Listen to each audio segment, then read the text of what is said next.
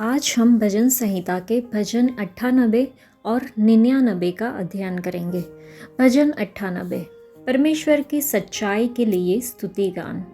यहोवा के लिए एक नया गीत गाओ, क्योंकि उसने आश्चर्य कर्म किए हैं। उसके दाहिने हाथ और पवित्र भुजा ने उसके लिए उद्धार किया है। यहोवा ने अपना किया हुआ उद्धार प्रकाशित किया। उसने अन्य जातियों की दृष्टि में अपना धर्म प्रकट किया है। उसने इस्राएल के घराने पर की अपनी करुणा और सच्चाई की सुधि ली, और पृथ्वी के सब दूर दूर देशों ने हमारे परमेश्वर का किया हुआ उद्धार देखा है। हे सारी पृथ्वी के लोगों, यहोवा का जय जयकार करो, उत्साहपूर्वक जय जयकार करो और भजन गाओ। वीणा बजाकर यहोवा का भजन गाओ, वीणा बजाकर भजन का स्वर सुनाओ। तुरहिया और नरसिंगे फूंक फूंक कर यहोवा राजा का जय जयकार करो। समुद्र और उसमें की सब वस्तुएं गरज उठे, जगत और उसके निवासी महाशब्द करे। नदियाँ तालियाँ बजाए, पहाड़ मिलकर जय जयकार करे। यह यहोवा के सामने हो, क्योंकि वह पृथ्वी का न्याय करने को आने वाला है। वह धर्म से जगत का और सच्चाई से देश देश के लोगों का न्याय करेगा। पवित्र शास्त्र में एक नए गीत का विचार कई स्थानों पर पाया जाता है।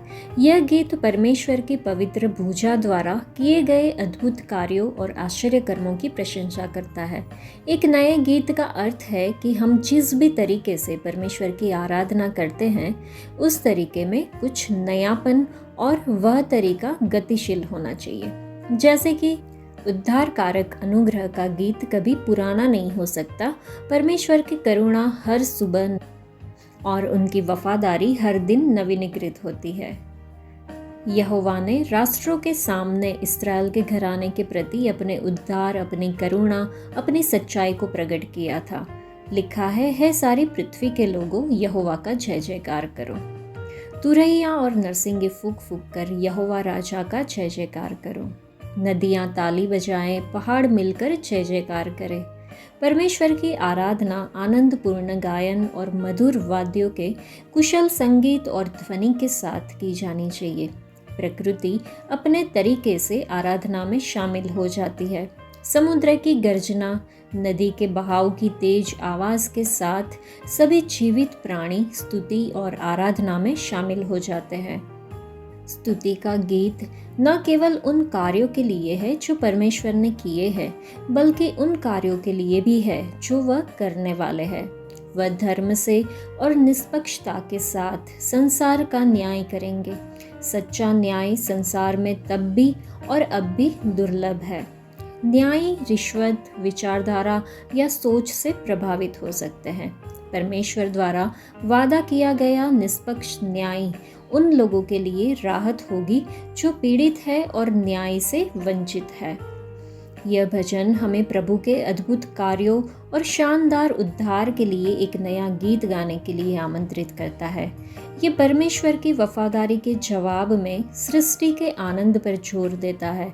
हमें अपने उद्धार के परमेश्वर के प्रति कृतज्ञता और आराधना का हृदय विकसित करना चाहिए। हमारी स्तुति हमारे उद्धार की खुशी को दर्शानी चाहिए। दूसरों को परमेश्वर की भलाई को पहचानने के लिए प्रेरित करना चाहिए। परमेश्वर के सिंहासन का मूल धर्म और न्याय है।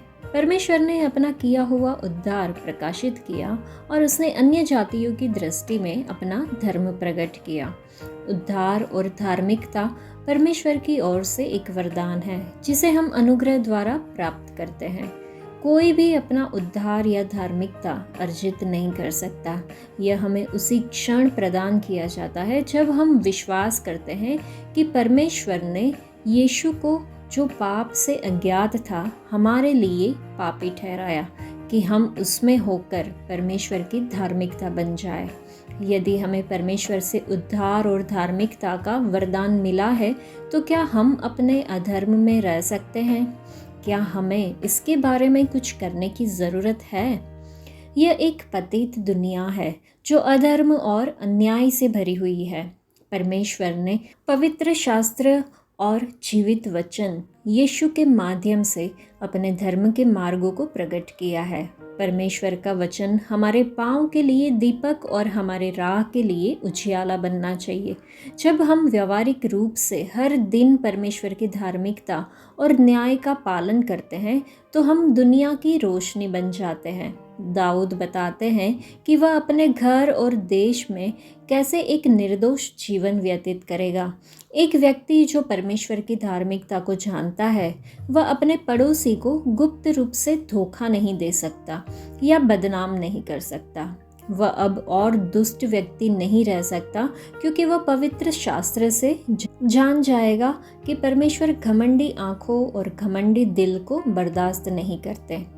यह परमेश्वर की दया है जो उसे पश्चाताप और धार्मिकता की ओर ले जाती है।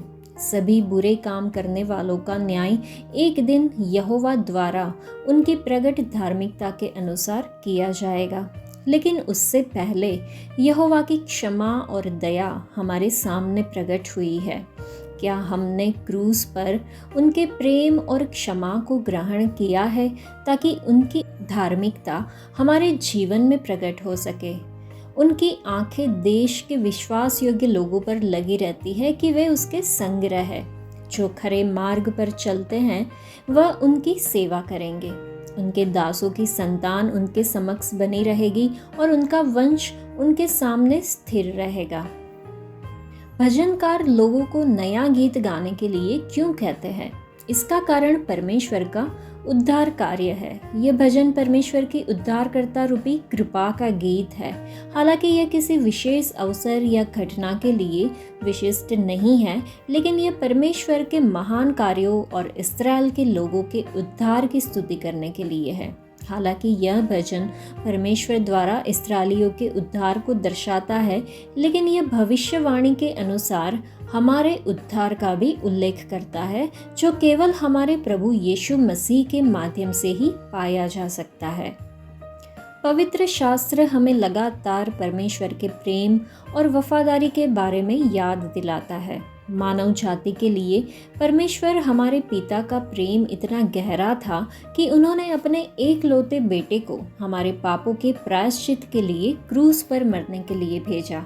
हमारे प्रभु यीशु मसीह ने पिता की पवित्र इच्छा के आगे समर्पण किया जब उन्होंने हमें बचाने के लिए क्रूस पर कष्ट सहा और मर गए। मसीह की बलिदान पूर्ण मृत्यु के परिणाम स्वरूप हमारा भाग्य अब मृत्यु नहीं बल्कि अनंत जीवन है। जो पाप रहित था उसने हमारे सभी पापों को ले लिया ताकि हम परमेश्वर के साथ धर्मी बन जाए। प्रेम का कितना अद्भुत प्रदर्शन है। क्या हम परमेश्वर के प्रति वफादार और सच्चे हैं? वफादारी के लिए परमेश्वर के प्रति अपने मार्ग समर्पित करना और उनके साथ व्यक्तिगत संबंध बनाना आवश्यक है। हमारे उद्धारकर्ता के लिए हमारी प्रतीक्षा व्यर्थ नहीं है। मसीह का पुनरुत्थान हमें आश्वस्त करता है कि हम परमेश्वर के उद्धार को देखेंगे। यह भजन हमें याद दिलाता है कि हमारा उद्धारकर्ता आ रहा है और जब वह आएंगे तो वह पूरी दुनिया के लिए एक न्यायी के रूप में शासन करेंगे। जैसा कि हम खुश हो खुदावंद आया है उसके बोलों में, उसके शब्दों में देखते हैं, वह सच्चाई और अनुग्रह के साथ दुनिया पर शासन करेगा और देशों उसकी धार्मिकता की महिमा और उसके प्रेम के चमत्कारों को साबित करेंगे। चलिए हम भी प्रभु के लिए नया गीत गाएं।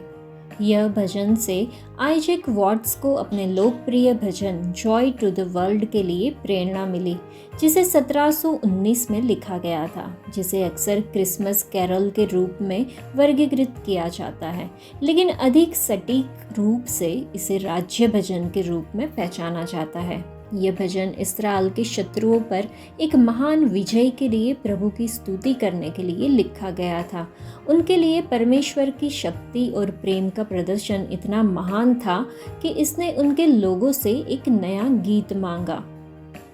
परमेश्वर ने उस समय की 3 शक्तिशाली शक्तियाँ जैसे कि बेबीलोन, मादियों और फारसियों, उन पर शासन किया और पराजित किया, जिससे उसके चुने हुए लोगों यहूदी बंधुओं के लिए अपने देश इस्राएल में लौटने का मार्ग प्रस्तुत हुआ।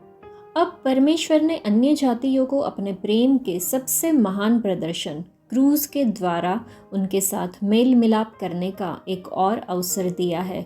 लेकिन हम क्रूस पर चढ़ाए गए मसीह का प्रचार करते हैं, जो यहूदियों के लिए ठोकर और अन्य जातियों के लिए मूर्खता है, जैसा कि पहले कुरिन्थियों की पत्री में लिखा हुआ है। यहूदियों के लिए क्रूस एक बाधा थी, क्योंकि वे विजयी मसीहा की उम्मीद कर रहे थे, न कि एक दुखी सेवक की जो रोमी क्रूस पर शर्मनाक मौत मरेंगे। अन्य जातियों के लिए क्रूस मूर्खता की तरह लग रहा था, क्योंकि परमेश्वर मानवता के लिए मर रहे थे। मनुष्य परमेश्वर के लिए मर रहा है, वे समझ सकते हैं, लेकिन परमेश्वर मनुष्य के लिए मर रहा है यह वे नहीं समझ सकते।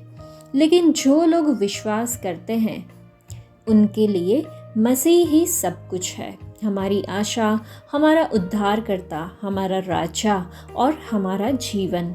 चलिए हम गाएं, जैसा कि जॉय टू द वर्ल्ड कहता है, पृथ्वी अपने राजा को स्वीकार करे, हर दिल उसके लिए जगह तैयार करे। भजन 99। परमेश्वर की विश्वास योग्यता। यहोवा राजा हुआ है, देश देश के लोग कांप उठे, वह करूबों पर विराजमान है, पृथ्वी डोल उठे।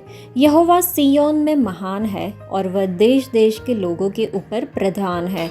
वे तेरे महान और भय योग्य नाम का धन्यवाद करे, वह तो पवित्र है। राजा की सामर्थ्य न्याय से मेल रखती है, तू ही ने सच्चाई को स्थापित किया, न्याय और धर्म को याकूब में तू ही ने लागू किया है। हमारे परमेश्वर यहोवा को सराहो और उसके चरणों की चौकी के सामने दंडवत करो। वह पवित्र है। उसके याजकों में मूसा और हारून और उसके प्रार्थना करने वालों में से शमूएल यहोवा को पुकारते थे और वह उनकी सुन लेता था। वह बादल के खंभे में होकर उनसे बातें करता था और वे उसकी चितौनियों और उसकी दी गई विधियों पर चलते थे। हे हमारे परमेश्वर यहोवा, तू उनकी सुन लेता था, तू उनके कामों का बदला तो लेता था, तो भी उनके लिए क्षमा करने वाला परमेश्वर था। हमारे परमेश्वर यहोवा को सराहो और उसके पवित्र पर्वत पर दंडवत करो, क्योंकि हमारा परमेश्वर यहोवा पवित्र है। यह भजन परमेश्वर की पवित्रता और महानता की बात करता है, हमें याद दिलाता है कि वह सभी से ऊपर विराजमान है।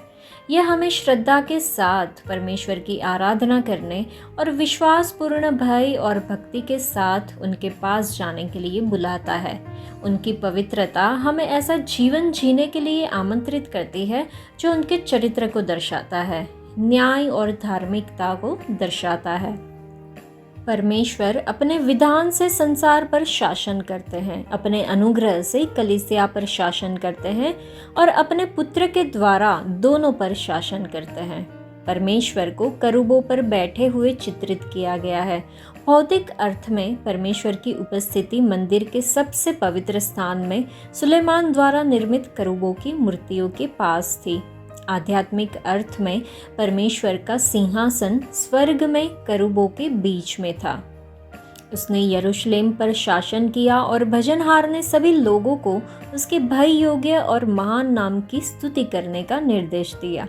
वह अन्य कई सांसारिक राजाओं की तरह सत्ता के मोह में भ्रष्ट नहीं हुआ। उसका पूर्ण शासन आराधना करने का एक और कारण था। और भजनकार ने लिखा कि हमारे परमेश्वर यहोवा को सराहो और उसके चरणों की चौकी के सामने दंडवत करो, वह पवित्र है। भजनहार ने इस्राएली इतिहास के 3 प्रतिष्ठित व्यक्तियों को ध्यान में लाया। परमेश्वर की पवित्रता मूसा, हारून और शमूएल के माध्यम से उन पर दिखाई गई दया में, उन्हें दिए गए विधियों में और पाप करने पर उनके ऊपर लगाए गए अनुशासन में प्रदर्शित हुई। जो लोग भजनहार के समकालीन थे, उन्हें इन 3 पुरुषों द्वारा निर्धारित उदाहरणों का अनुसरण करना चाहिए और उनके जैसे ही प्रभु का आदर करना चाहिए था। आप जिस तरह से अपना जीवन जीते हैं, वह आपके बाद आने वालों के लिए एक विरासत छोड़ जाता है। इस बारे में सोचें कि आप अपना जीवन अभी कैसे जी सकते हैं ताकि भविष्य में आने वाली 5 पीढ़ियों को स्वर्ग जाने का सर्वोत्तम मौका मिले। इस भजन में लिखा है कि हे हमारे परमेश्वर यहोवा, तू उनकी सुन लेता था, तो उनके कामों का पलटा ले लेता था। पाप की क्षमा पूरी तरह से यीशु और उनकी बलिदानी मृत्यु से जुड़ी हुई है। हालांकि जैसा कि हम भजन 99 में पढ़ते हैं, हम देखते हैं कि ये यहूदियों के लिए कोई नई अवधारणा नहीं थी। वे जानते थे कि याह एल नोसे है, जो क्षमा करने वाला परमेश्वर है। उनके पास इसे साबित करने के लिए एक मंदिर प्रणाली और बलिदान था। यही कारण है कि वे क्रूस को स्वीकार नहीं करना चाहते थे। यीशु मसीह से पहले के समय में परमेश्वर की क्षमा बहुत ही स्पष्ट थी। ये पुराने नियम में भी व्याप्त है, जो कलवरी के उस शांत दिन की ओर इशारा करती है, जब परमेश्वर ने पूरी दुनिया के पापों को दूर कर दिया ताकि हम क्रूस पर उनकी बलिदानी मृत्यु को स्वीकार करें। पुराने नियम में इब्रानी में क्षमा के लिए इस्तेमाल किए जाने वाला यह शब्द एल नोसे, उसमें देख सकते हैं कि यह यीशु की ओर इशारा करता है। यह मूल नासाह से जुड़ा हुआ है, जिसका अर्थ है सहना या उठाना। यीशु मसीह ने यूहन्ना के सुसमाचार के 3 अध्याय में इसका उल्लेख किया। परमेश्वर जो क्षमा करते हैं, हमारे पापों का बोझ उठा लेते हैं ताकि हम उनके सामने सीधे खड़े हो सके। बेशक हम बेदाग नहीं हैं, क्योंकि हमें अभी भी अपने अधर्मी कार्यों या कर्मों का प्रतिशोध भुगतना है। मूसा और हारून से पूछे, वे तुम्हें भी यह बताएंगे, ऐसा यहाँ पे लिखा है। हालांकि यह जानना कि हमारे पाप क्षमा कर दिए गए हैं या हटा दिए गए हैं हमें पवित्र बनाता है और हमें अपने पवित्र परमेश्वर की स्तुति करने और उनकी आराधना करने के लिए बहुत कुछ देता है। यीशु के आसपास के लोग परमेश्वर के इस गुण एल नोसे को जानते थे। यही वजह है कि लूका रचित सुसमाचार में 7वें अध्याय में और मत्ती रचित सुसमाचार के 7वें अध्याय में यीशु के कथन में लिखा है कि तुम्हारे पाप क्षमा किए गए हैं। उसने इतना प्रभाव डाला। लूका रचित सुसमाचार में 7वें अध्याय में एल नोसे पर प्रकाश डाला गया है। लिखा है, यह कौन है जो पापों को भी क्षमा करता है। और भजन संहिता 103 हमें 6 चीज़ों की सूची देता है जिनके लिए हमें प्रभु को धन्यवाद देना चाहिए। क्या आपने देखा है कि आपका लाभ, जिसके लिए हमें परमेश्वर को धन्यवाद देना चाहिए, वह क्षमा है? क्षमा इतनी महत्वपूर्ण क्यों है? क्योंकि हम पवित्र परमेश्वर की आराधना आत्मा और सच्चाई से तभी कर सकते हैं जब हम पवित्र हो। यही कारण है कि इस भजन में 3 स्थानों पर भजनकार जोर देता है कि वह परमेश्वर पवित्र है। पवित्र पवित्र पवित्र है यहोवा, सर्वशक्तिमान परमेश्वर। उसने हमें पवित्र बनाने के लिए कलवरी पर हमारे पापों को दूर किया। अब हम भी दुनिया भर के संतों और उनके स्वर्गदूतों के साथ शामिल हो सकते हैं, जैसा कि वे गाते हैं, पवित्र पवित्र पवित्र प्रभु परमेश्वर सर्वशक्तिमान, जो था और है और आने वाला है, जैसा कि प्रकाशित वाक्य में 4 अध्याय में लिखा गया। परमेश्वर कल, आज और हमेशा एक ही है। पुराने और नए नियम में वह परमेश्वर है जो हमें पवित्र बनाने के लिए क्षमा करते हैं। हमें अपने पापों को दूर करने और हमें पवित्र बनाने के लिए जो कीमत चुकाई गई है, उसे कभी नहीं भूलना चाहिए। हमें उस पवित्रता को बनाए रखने और उसके पवित्र नाम को महिमा देने के लिए हर संभव प्रयास करना चाहिए। आज के लिए इतना ही। परमेश्वर आप सबको आशीष दे। धन्यवाद।